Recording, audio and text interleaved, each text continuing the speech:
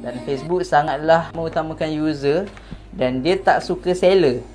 Ni saya nak kena highlight ni. Facebook tak suka orang yang menjual. Dia suka sharer. Dia tak ada top seller dekat Facebook. Dia ada top sharer ada. Top seller tak ada. So meaning dia tak suka kita menjual. Kalau kita duk menjual, Facebook di tag. Kalau you pakai personal profile, you boleh terminate tanpa kesan dan tanpa warning. So that's why pada you all yang buat Facebook personal untuk buat bisnes, hati-hati. Kalau nak buat pun boleh lah, tapi jangan buat ayat direct. You kena ada Facebook page.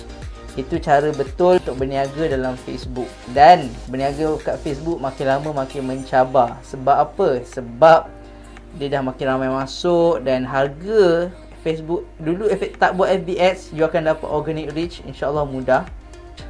Sekarang ni, saya cerita sekarang ni, you buat FB ads, you buat iklan ke apa ke, you banyak duit sekalipun, possibility untuk reject tu tinggi kalau cara kita buat tu salah. You ada duit banyak mana pun tak semestinya you boleh buat FB ads. That's why Facebook sangat-sangat kontrol sekarang ni. Dia sangat kontrol gila-gila. So kalau kita tak belajar, tak tahu cara betul untuk buat FB ads, nak buat iklan, kita akan ketinggalan lama-lama. So that's why belajar. Dan saya sangat sarankan you follow Sifu Najib Asadok. Dia ajar Facebook.